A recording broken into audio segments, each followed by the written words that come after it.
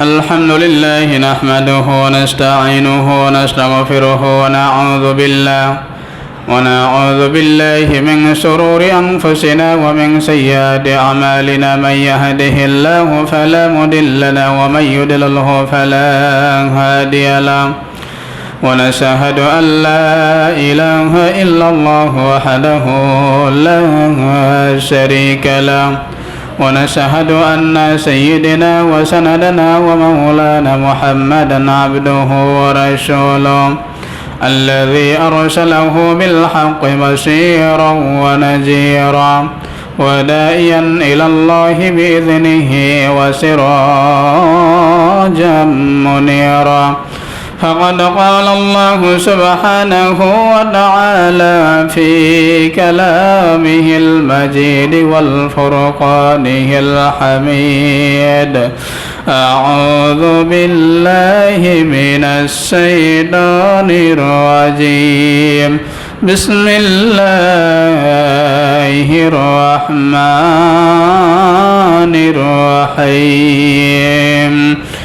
إن الله وملائكته يصلون على النبي يا أيها الذين آمنوا صلوا عليه وسلموا تسليما. درود إبراهيم بوري اللهم صل على محمد وعلى آل محمد كما صليت على إبراهيم وعلى آل إبراهيم إنك حميد مجيد. اللهم بارك على محمد وعلى آل محمد كما باركت على إبراهيم وعلى آل إبراهيم إنك حميد مجيد. আলহামদুলিল্লাহ, সমস্ত প্রশংসা সেই মহান আল্লাহ পাক রব্বুল আলামিনের জন্য, যার অশেষ মেহেরবানিতে আজ আমরা আমাদের শেষ নবী মুহাম্মদ রাসূলুল্লাহ সাল্লাল্লাহু আলাইহি সাল্লামের জন্মের মাস রবিউল মাসের প্রথম খুতবায় উপস্থিত হতে পেরেছি। যে মহান আল্লাহ সুবহানাহু ওয়া তাআলা দয়া করে মায়া করে একান্ত মেহেরবানি করে আমাদেরকে মসজিদে আসার এবং বসার তৌফিক এনায়েত করেছেন, সে আল্লাহর নিকট জানাই লাখ কোটি শুকরিয়া। সবাই বলি আলহামদুলিল্লাহ। দরুদ রাসূলের প্রতি সবাই বলি সাল্লাল্লাহু আলাইহি ওয়াসাল্লাম। মৃতদের আত্মার মাগফিরাত কামনা করে সবাই বলি আল্লাহুম্মা আমিন। সম্মানিত উপস্থিতি, আমরা জানি এই বর্তমান মাস আরবিতে রবিউল মাস। এই রবিউল মাসেই আমাদের শেষ নবী মুহাম্মদ রাসূলুল্লাহ সাল্লাল্লাহু আলাইহি সাল্লাম এই পৃথিবীর বুকে এসেছিলেন। তার জন্মের ইতিহাস আমাদেরকে জানতে হবে এবং বুঝতে হবে। তিনি এই পৃথিবীতে এসেছিলেন আল্লাহ তাআলার রহমত স্বরূপ, রহমত হিসাবে এই পৃথিবীতে এসেছিলেন। যেমন আল্লাহ পাক রব্বুল আলামিন সূরা আম্বিয়ার 107 নম্বর আয়াতে বলছেন, ওমা আরসালনাকা ইল্লা রাহমাতাল লিল আলামিন। হে নবী, আমি আপনাকে সমগ্র বিশ্ববাসীর জন্য, বিশ্ব জগতের জন্য রহমত হিসাবে আমি আপনাকে এই দুনিয়ায় প্রেরণ করেছি। তাহলে বিশ্বনবী আমাদের জন্য রহমত হিসাবে এই দুনিয়ার বুকে এসেছিলেন। এই দুনিয়ার বুকে তার আগমন ঘটেছিল রহমত স্বরূপ, রহমত হিসাবে। সম্মানিত উপস্থিতি, সেই বিশ্বনবীর জন্মের মাস আমরা তার আগমন অর্থাৎ এই পৃথিবীর জমিনে একটি মানবতার জন্য যে রহমতের আগমন ঘটেছিল সেই বিষয়ে আমরা আজকে আলোচনা করব ইনশাআল্লাহ। আমা তাওফীকি ইল্লা বিল্লাহ। তো এই জমিনে মহান আল্লাহ সুবহানাহু ওয়া তাআলা সর্বপ্রথম মানুষ এবং নবী হিসাবে হযরত আদম আলাইহিস সালামকে সৃষ্টি করে এই পৃথিবীতে পাঠিয়েছিলেন।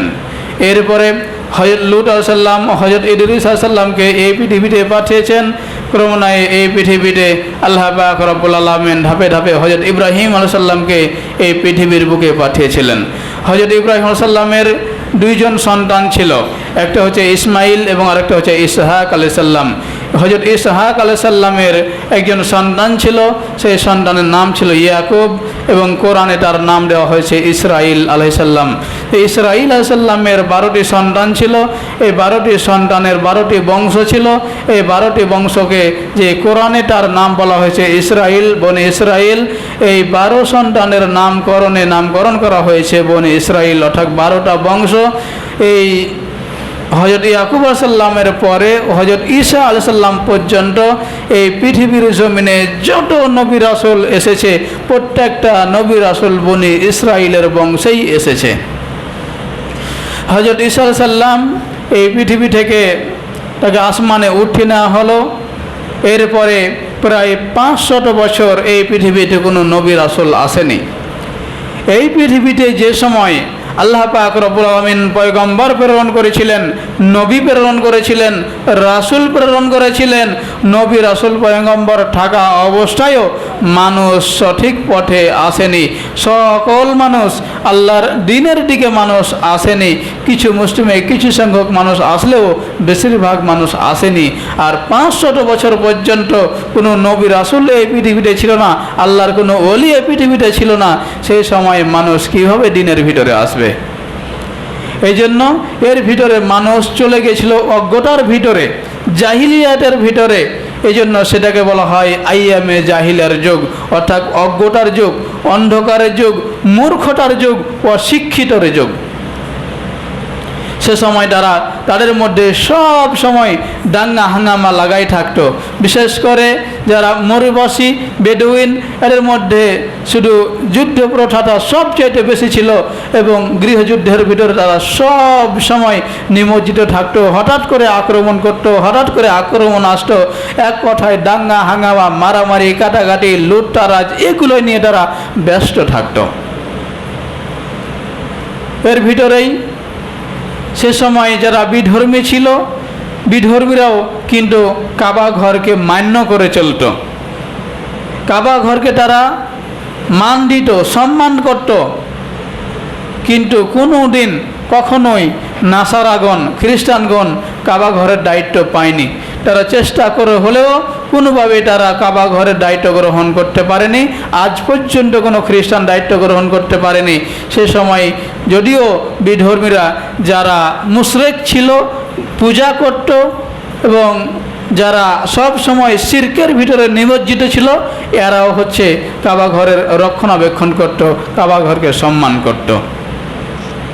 এমনকি কাবা ঘরের ভিতরে 360টি মূর্তি ছিল। এই 360টি মূর্তি তারা পূজা করত কাবা ঘরের ভিতরে। সময়টা অবশ্যই সে সময় একজন গোত্রপতি ছিল, নাম ছিল মুত্তালিব। এই মুত্তালিব আরেকজনকে নিয়ে আসলো, শিশু, ছোট বাচ্চা, তার নাম হচ্ছে মুত্তালিব। তখন সবাই, যদিও তার নাম আব্দে শামস থেকে চলে আসছে, তার নাম সবাই বলতে লাগলো এটা মুত্তালিবের সাথে আসছে, তার মানে মুত্তালিবের দাস। এই জন্য তার নাম হচ্ছে আব্দুল মুত্তালিব, অর্থাৎ মুত্তালিবের দাস, মুত্তালিবের কর্মচারী। তখন মুত্তালিব বলল সে আমার দাস নয়, সেও একটা বড় ঘরের সন্তান। কিন্তু অল্প দিনের ভিতরে যখন মুত্তালিব মারা গেল, তখন আব্দুল মুত্তালিব অল্প বয়সেই কাবা ঘরের রক্ষণাবেক্ষণের দায়িত্ব পেয়ে গেলেন। আব্দুল মুত্তালিব যখন কাবা ঘরের দায়িত্ব পেয়ে যাওয়ার পরে তিনি আল্লাহর কাছে প্রার্থনা করেছিলেন, দোয়া করেছিলেন যে হে রব, হে কাবার মালিক, আমাকে তুমি যদি 10টি সন্তান দান করো, আমাকে যদি 10টি পুত্র সন্তান দান করো, আর 10টি পুত্র সন্তান যদি নিজেকে রক্ষা করার মতো শক্তিশালী হয়, তাহলে আমি 10টি সন্তানের ভিতরে 1টি সন্তান তোমার ঘরে উৎসর্গ করে দেব। তার মানে কাবা ঘরের জন্য কাবা ঘরে কুরবানি করে দেব। সময়টা বসে সেই আব্দুল মুত্তালিবের ঘরে 10টি পুত্র সন্তান হয়েছিল। কাবার মালিক আল্লাহ তার প্রার্থনা কবুল করেছিল, তাকে 10টি সন্তান দিয়েছিল। 10টি সন্তানের ভিতরে উল্লেখযোগ্য যেগুলো, যেমন আবু তালিব, বিশ্বনবীর চাচা, বিশ্বনবীর বাবা আবদুল্লাহ, আমির হামজা, আব্বাস, এইভাবে মোট 10 জন ছিল। বিশ্বনবীর বাপ চাচারা মোট 10 জন ছিল। এই 10 জনের ভিতরে একজনের নাম হচ্ছে আব্দুল্লাহ, যিনি বিশ্বনবীর পিতা। এই আব্দুল্লাহ ছিল 10 জনের ভিতরে সবচাইতে সুদর্শন এবং সুন্দর চেহারার মানুষ। যেহেতু আব্দুল মুত্তালিব মানত করেছিল যে আমার যদি 10টি পুত্র সন্তান হয় এবং 10টি পুত্র সন্তানই নিজেকে রক্ষণাবেক্ষণ করতে পারে, নিজেকে রক্ষা করার মতো ক্ষমতাশালী হয়, তাহলে আমি একটি সন্তান এই কাবার মালিকের জন্য, কাবার মালিক এই কাবার ঘরে আমি উৎসর্গ করে দেব, কুরবানি করে দেব, যেহেতু আমি মানত করেছিলাম। আর আমার 10টি সন্তানের ভিতরে সবচেয়ে সুন্দর হচ্ছে আব্দুল্লাহ, সুতরাং আব্দুল্লাহকে আমি সেই কাবার মালিকের ঘরে, কাবা ঘরে, কাবার জন্য আমি উৎসর্গ করে দেব, যেটা আমি মানত করেছিলাম। সম্মানিত উপস্থিতি, এরপরে আব্দুল্লাহকে উৎসর্গ করবে, কুরবানি করে দিবে, এ নিয়েতে কাবা ঘরে নিয়ে যাচ্ছে। তার পূর্বে 10টি সন্তান, 10টি সন্তানের ভিতরে কাকে উৎসর্গ করবে এটা তো নির্ধারণ করতে হবে। এটা নির্ধারণ করার জন্য এই যে 360টি মূর্তি রয়েছে, এই 360টি মূর্তির ভিতরে একটা পদ্ধতি করেছিল, তীরের ভিতরে নাম লিখে তীর নিক্ষেপ করেছিল, সেখানে আব্দুল্লাহর নাম উঠেছিল, যার কারণে আব্দুল্লাহকে সেখানে উৎসর্গ করতে হবে। যখন আব্দুল্লাহকে উৎসর্গ করার জন্য কাবা ঘরের দিকে নিয়ে যাচ্ছে, তাকে কুরবানি করবে, জবেহ করবে। জবেহ করার জন্য যে লোহবর্ণ রয়েছে, অস্ত্র শস্ত্র রয়েছে, জবেহ করার জন্য যে অস্ত্রগুলো রয়েছে, হাঁটার পাটিগুলো রয়েছে, সবগুলো নিয়ে কাবা ঘরের দিকে রওনা দিয়েছে, তাকে উৎসর্গ করবে, কুরবানি করবে। এমন সময় আব্দুল মুত্তালিবকে বলা হলো, তুমি তোমার এই সন্তানকে জবেহ না করে, সে যেহেতু সুদর্শন, তুমি তোমার সন্তানকে রক্ষা করো। কীভাবে রক্ষা করবে? সে সময় একটা প্রথা ছিল যে একটা দমের বিনিময়ে, একটা জীবনের বিনিময়ে 10টি উট জবেহ করতে হবে, 10টি উটের দম দিতে হবে, জবেহ করতে হবে, 10টি উট দিতে হবে। কিন্তু যেহেতু সেটাকে মানত করা হয়েছে, এই মানতের 10টি উট দ্বারা কি আল্লাহ তাআলা খুশি হবে? আল্লাহ কি এটা কবুল করবে? কাবার মালিক কি এটা কবুল করবে? সেটা তো জানি না। এটা কীভাবে করতে হবে? তখন সে সময় তারা করত যে এটা পরীক্ষা নিরীক্ষা করে দেখছো যে কাকে দেওয়া যাবে, কি বলে এটাই যেন আমি ভুলে গেলাম। একটা লটারি না, আর একটা কী যেন বলে, যা হোক, এই যে ভাগ্য নির্ধারণ করে, যে আমার ভাগ্যে কি আছে, যেভাবে দেখে না, হ্যাঁ গণক বলে, আর একটা কি যেন বলে, যাই গণকই বলি। এই গণকের কাছে গেছে যে কয়টি উট দিতে হবে, এটা কীভাবে কি করা যায়। তখন সেখানে লটারি সিস্টেম করা হলো। এই লটারিতে উটের নাম থাকবে এবং আব্দুল্লাহর নাম থাকবে। যদি আব্দুল্লাহর নাম উঠে যায় তাহলে আব্দুল্লাহকেই সেখানে জবেহ করতে হবে। যদি আব্দুল্লাহকে জবেহ করা না হয় তাহলে পুনরায় আবার লটারি করতে হবে। তাহলে একবার যখন আব্দুল্লাহর নাম উঠে যাবে তার মানে 10টি উট উৎসর্গ করতে হবে। কিন্তু প্রথমবার যখন আব্দুল্লাহর নাম আবার উঠে গেল, এখন তো আব্দুল্লাহকে করা হবে না, 10টি উট হয়ে গেছে, আবার করো, আবার 10টি। আবার যদি আব্দুল্লাহর নাম ওঠে তাহলে আবার 10টি, আবার যদি আব্দুল্লাহর নাম ওঠে তাহলে আবার 10টি। এইভাবে করতে করতে করতে করতে 10 বার হয়েছে। 10 বারে কয়টি উট হলো?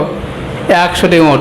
এই 10 বারের পরে তখন উটের নাম উঠেছে, তার মানে আব্দুল্লাহর পরিবর্তে 10টি উট উৎসর্গ করতে হবে, 10টি উট জবেহ করতে হবে।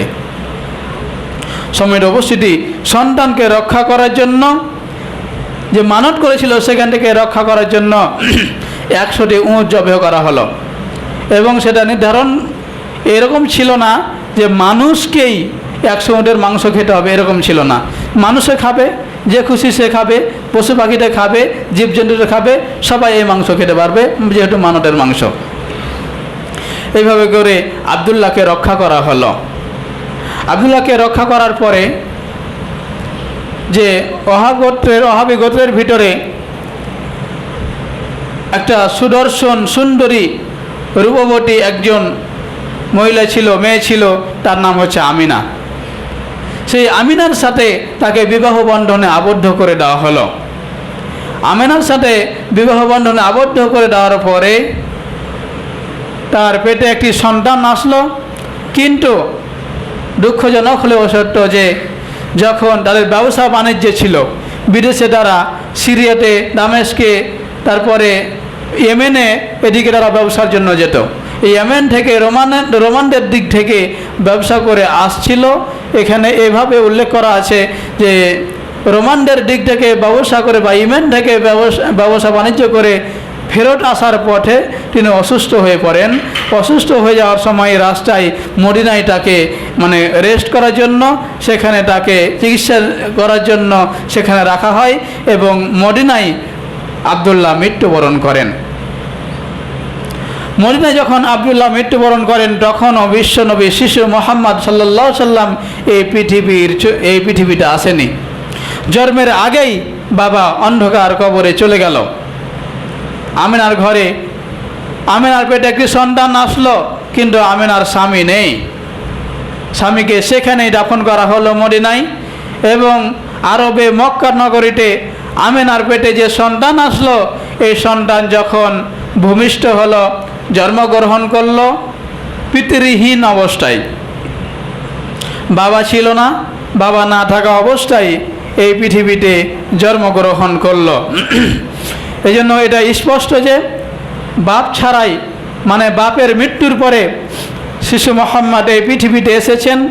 এই ব্যাপারে আল্লাহ তাআলা স্পষ্টভাবে কোরআনুল কারীমের ভিতরে ঘোষণা দিয়েছেন। আল্লাহ পাক রব্বুল আলামিন বলছেন যে হে মোহাম্মদ, আমি আপনাকে এতিম অবস্থায় এই পৃথিবীতে পাঠিয়েছি, এতিম অবস্থায় আমি আপনাকে এই পৃথিবীতে পেয়েছি এবং আপনাকে এখানে আশ্রয় দান করেছি। এরপরে আপনি কখনো এতিমদের প্রতি চড়াও হবেন না, এতিমদের প্রতি অবিচার করবেন না। আপনাকে আমি এতিম অবস্থায় পেয়েছি, এতিম অবস্থায় আপনাকে দুনিয়ায় পাঠিয়েছি। শিশু মুহাম্মদ সাল্লাল্লাহু আলাইহি ওয়াসাল্লাম এই পৃথিবীর জমিনে আসলেন এমন একটা সময়ে, শিশু মুহাম্মদ এই পৃথিবীতে আসলেন যেই সময় গোটা আরব, মক্কা নগরী, আশেপাশের এলাকাগুলো জাহিলাতের ভিতরে, অজ্ঞতার ভিতরে, অশিক্ষিতর ভিতরে নিমজ্জিত ছিল। তাদের মধ্যে সব সময় দাঙ্গা হাঙ্গামা লেগেই থাকত। তারা সব সময় মারামারি করত, তারা লুটতারাজ করত। এমনকি তাদের ভিতরে এমন জঘন্যতম প্রথা ছিল যে তারা নিজেদের কন্যা সন্তানকে জীবন্ত অবস্থায় কবর দিয়ে ফেলত।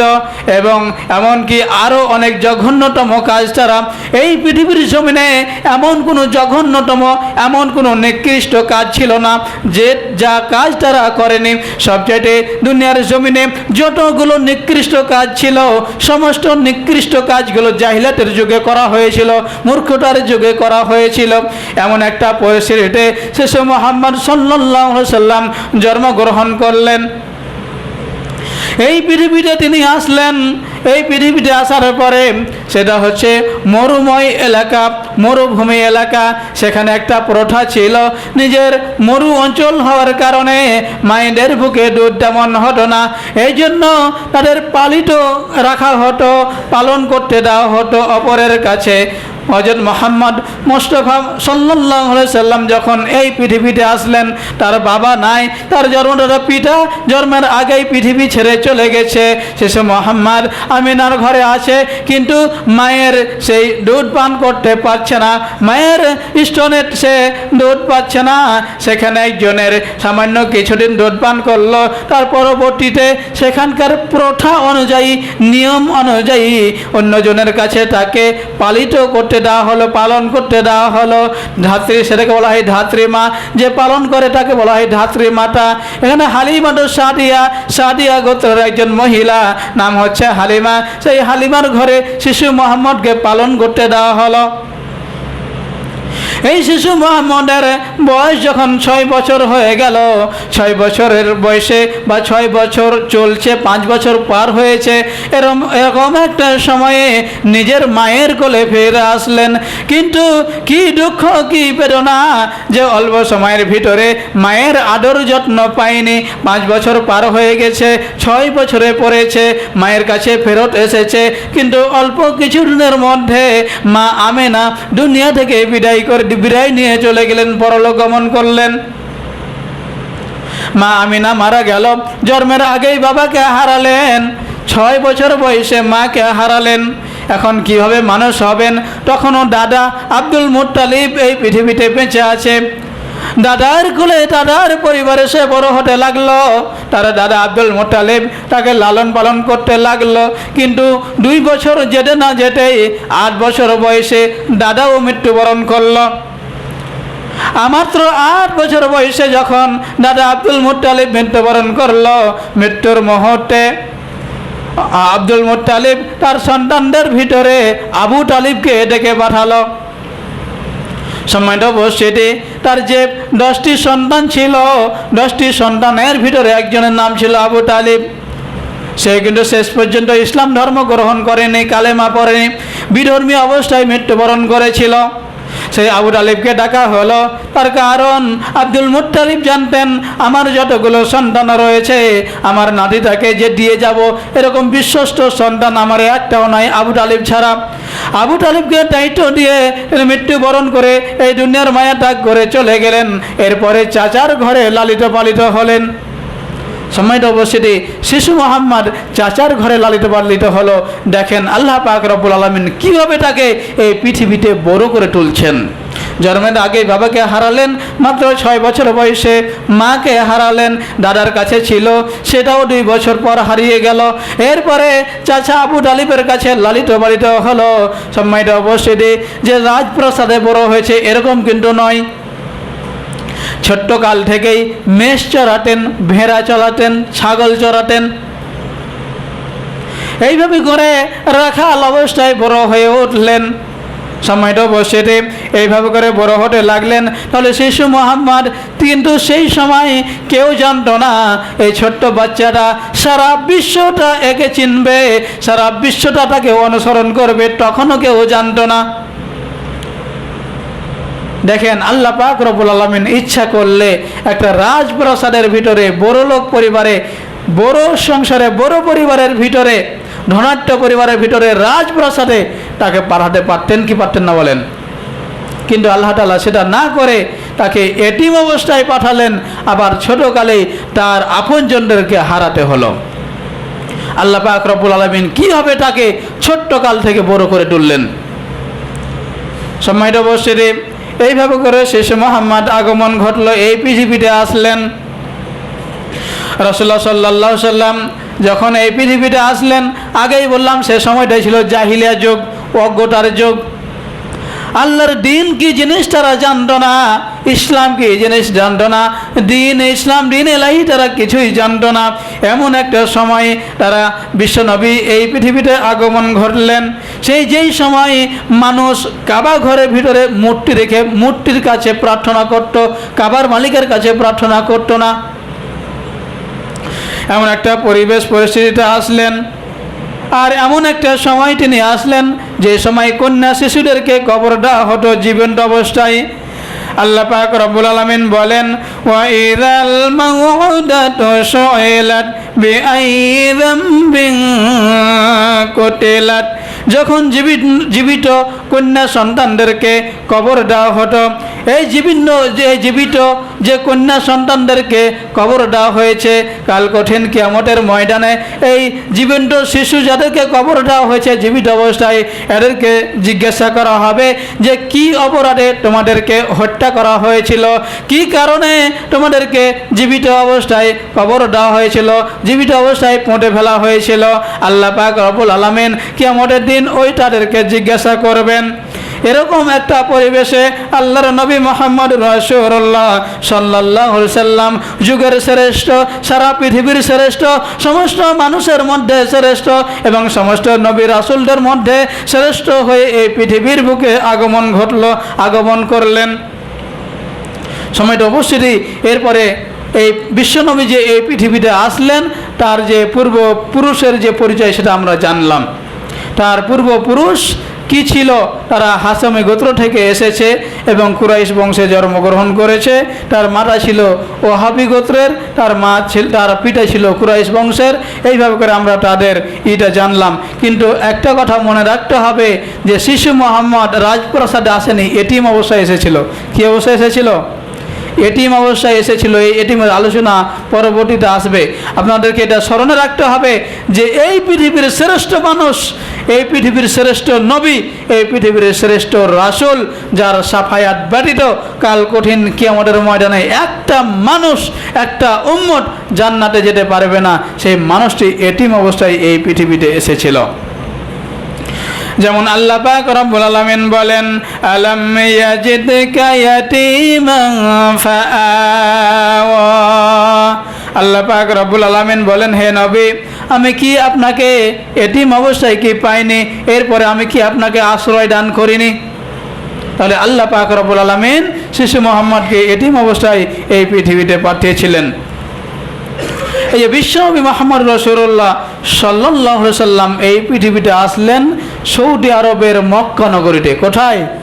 সৌদি আরবের মক্কা নগরীতে, যে মক্কা আবরাহা বাদশাহ ধ্বংস করতে চেয়েছিল। সম্মানিত উপস্থিতি,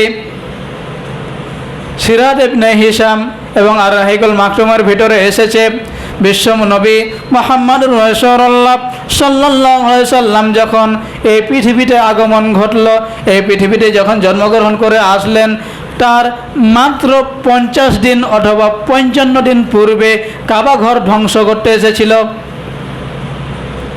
এটাকে বলা হয় হস্তি বাহিনী। কি বলা হয়?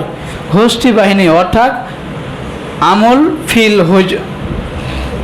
এটাকে বলা হয় যে আমল ফিল, মানে আমল ফিল, ফিল মানে হাতি, হাতির কি বলা হয়? হস্তি, হস্তির যুগ।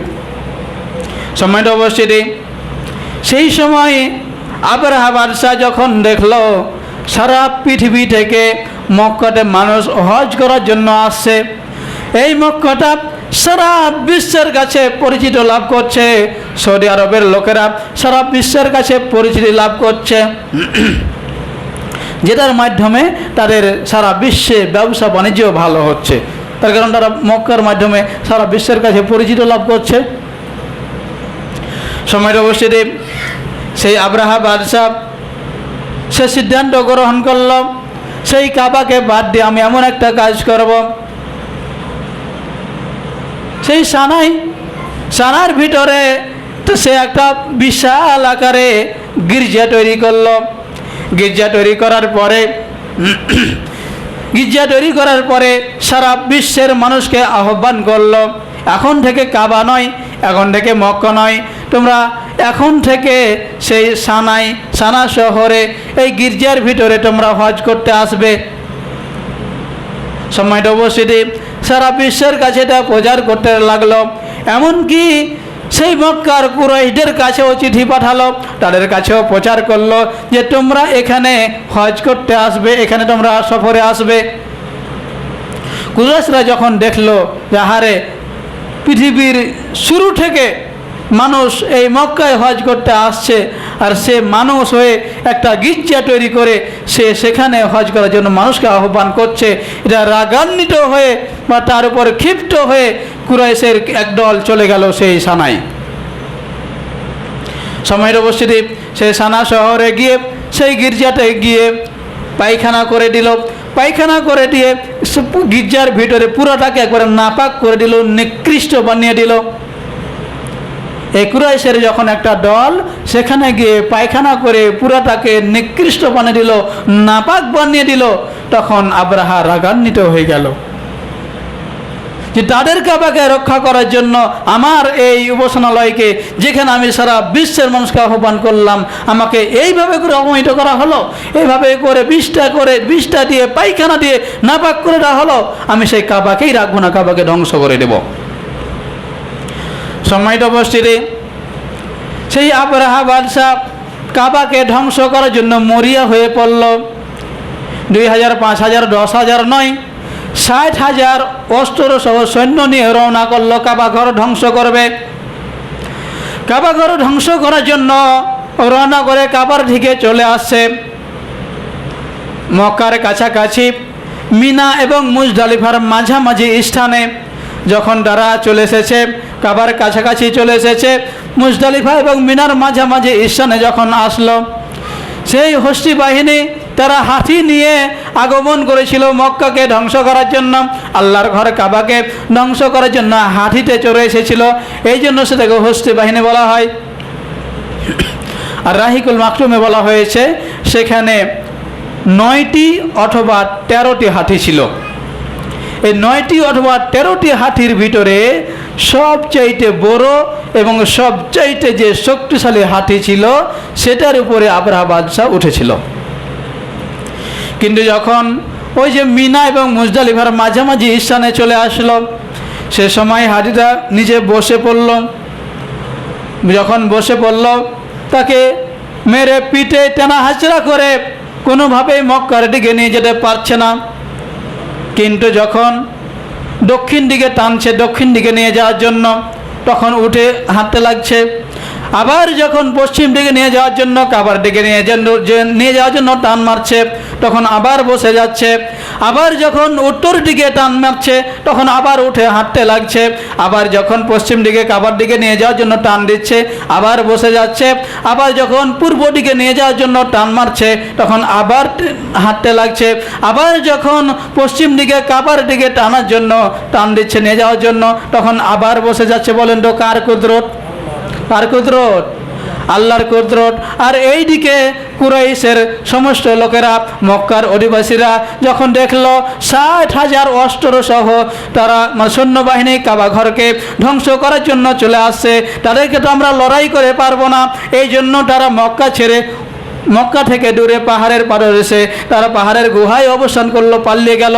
ঘর পরিবার সব কিছু ফেলে তারা সেই পাহাড়ের গুহায় লুকিয়ে গেল। তার কারণ তারা রক্ষা করতে পারবে না, এতগুলোর সঙ্গে যুদ্ধ করতে পারবে না। সময়টা অবশ্যই কোনোভাবেই কোনোরকমভাবেই কাবা ঘরের দিকে অগ্রসর হতে পারছে না, একটিও হাতি সেদিকে যাচ্ছে না।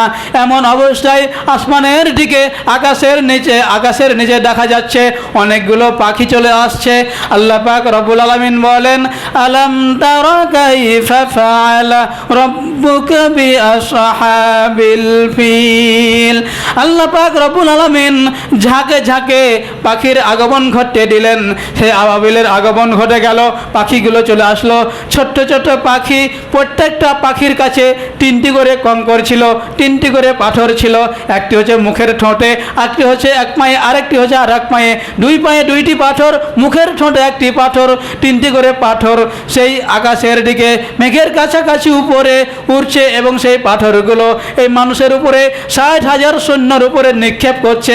নিক্ষেপ করার সময় এত উপর থেকে যখন পাথরগুলো নিচে পড়ছে, পাথরগুলো লাগার সাথে সাথে ছটপট ছটপট করে সেইখানে মানুষগুলো সৈন্যগুলো মারা যাচ্ছে এবং অনেকেই জীবিত অবস্থায় দৌড়াদৌড়ি করতে লাগছে। 60,000 মানুষ তো আর কম নয়, সেখানে অনেকগুলো মানুষ 60,000 মানুষের ভিতরে দৌড়াদৌড়ি করতে গিয়ে অনেকে পায়ের নিচে পড়ে মারা যায়, অনেকে তারা গোটাগুটি করে মারা যায়। এভাবে করে তারা অনেকেই বেশিরভাগ সৈন্য সেখানে মারা গেল, হস্তিগুলো হাতিগুলো সেখানে মারা গেল। আবরাহা বাদশাহ যখন দেখলো কোনোভাবে নিজেকেও রক্ষা করা যাচ্ছে না, কাবার দিকে না গিয়ে পুনরায় সানার দিকে দৌড়াতে লাগলো, মদিনার দিকে দৌড়াতে লাগলো, সেদিকে পালাতে লাগলো। পালাতে পালাতে সে এই যে এমন একটা দৃশ্য দেখলো যে সরাসরি কুদরতের মাধ্যমে, পাখির মাধ্যমে কাবা ঘরকে হেফাজত করা হলো। কোনো মানুষ আগিয়ে আসলো না। কাবার চত্বরে যে মানুষগুলো রয়েছে, সটির মানুষগুলো রয়েছে, কুরাইশ বংশের যে মানুষগুলো রয়েছে, কোনো মানুষ সামনে আগিয়ে আসলো না। ওই পাখি, ছোট ছোট পাখিগুলো আমাদেরকে ধ্বংস করে দিল, আমাদের সমস্ত সৈন্যগুলোকে ধ্বংস করে দিল। এই ভয়ে সে পালাতে লাগলো এবং তার হাড়ের ব্যথা শুরু হয়ে গেল। শেষ পর্যন্ত মদিনার না পৌঁছিতে সানা না যেতে যেতে রাস্তার ভিতরে সে হাড়ারাগ করে মারা গেল। সম্মানিত উপস্থিতি, এইভাবে করে আল্লাহর ঘর আল্লাহ নিজেই রক্ষা করলো কুদরতি মাধ্যমে। এর মাত্র 50 অথবা 55 দিন পরে শিশু মুহাম্মদ সাল্লাল্লাহু আলাইহি সাল্লামের এই পৃথিবীতে আগমন ঘটল। এই পৃথিবীতে আগমন ঘটার পরে আস্তে আস্তে বড় হয়ে উঠল এবং তার ছোটকাল থেকে যে আদর্শ আমরা সামনে জুমা এগুলো নিয়ে আলোচনা করব। পুরা মাস, এই রবিউল মাসের পুরো মাস 4টি আমরা জুম্মা পাবো। এই 4টি জুম্মা আমরা সিরাতের উপরে আলোচনা করব। বিশ্বনবীর জন্মের ইতিহাস সম্পর্কে আমরা আলোচনা করলাম। পরবর্তীতে বিশ্বনবীর আদর্শ, তার কারণ আল্লাহ পাক রব্বুল আলামিন বলেছেন যে এই পৃথিবীর বুকে সর্বশ্রেষ্ঠ আদর্শ, শ্রেষ্ঠ আদর্শ হচ্ছে, শ্রেষ্ঠ মডেল হচ্ছে হযরত মুহাম্মদ সাল্লাল্লাহু আলাইহি ওয়াসাল্লাম। সেই মুহাম্মদ সাল্লাল্লাহু আলাইহি সাল্লামের মডেল আমাদেরকে অনুসরণ করতে হবে, তার সুন্নাহ আমাদেরকে অনুসরণ করতে হবে, তার আদর্শ আমাদেরকে ধারণ করে চলতে হবে। আমরা আজকে শিশু মুহাম্মদ সাল্লাল্লাহু আলাইহি সাল্লামের এই পৃথিবীতে আগমন সম্পর্কে আলোচনা করলাম, ধারাবাহিকভাবে তার জীবনের ইতিহাস এবং তার আদর্শ এবং তার নবুয়াত, তার দায়িত্ব কর্তব্য, তার রাষ্ট্র পরিচালনা পর্যন্ত, তার ওফাত পর্যন্ত আমরা এই মাসে আলোচনা করব ইনশাআল্লাহ। এই জন্য আমি আপনাদেরকে একটি অনুরোধ করি যে সামনে জুম্মা থেকে আপনারা আর একটু আগে ভাগে আসবেন। তার কারণ যেই নবীর সাফায়াত ব্যতীত নবীজি যদি আমাদের পক্ষে সাফায়াত না করে, আল্লাহর কাছে আমাদের পক্ষে যদি সাফায়াত না করে, তাহলে আমরা জান্নাতে যেতে পারবো না। আল্লাহর নবী মুহাম্মদ রাসূলুল্লাহ সাল্লাল্লাহু আলাইহি ওয়াসাল্লাম যদি আল্লাহকে বলে এ আমার উম্মত, তার জন্য আমি সাফায়াত করছি, তাকে জান্নাত দেওয়া হোক, আল্লাহ জান্নাত দিয়ে দিবে। আর কোনো ব্যক্তির পক্ষে যদি সাফায়াত না করে বা বিপক্ষে যদি সাফায়াত করে, বিপক্ষে যদি সাক্ষী দেয়, সে কি জান্নাতে যেতে পারবে? জান্নাতে যেতে পারবে না। যে বিশ্বনবীর সাফায়াত ব্যতীত আমরা জান্নাতে যেতে পারবো না, যে বিশ্বনবীর আদর্শ ছাড়া এই পৃথিবীতে আমরা আদর্শ মানুষ হতে পারবো না, যে বিশ্বনবীর মডেল ছাড়া এই পৃথিবীতে আমরা মডেল হতে পারবো না, সেই বিশ্বনবী সম্পর্কে আমাদের জানা দরকার আছে না নাই? তার জীবন আদর্শ আমাদেরকে জানতে হবে। শুধু জানলেই হবে না, বাস্তব জীবনে আমল করতে হবে, প্রতিফলন ঘটাতে হবে। এই জন্য সামনে জুম্মা থেকে আপনারা একটু আগে ভাগে আসবেন এবং আমরা সে আলোচনা করব ইনশাআল্লাহ। আমা আলাইনা ইল্লাল বালাদ। আসসালামু আলাইকুম ওয়া রাহমাতুল্লাহ।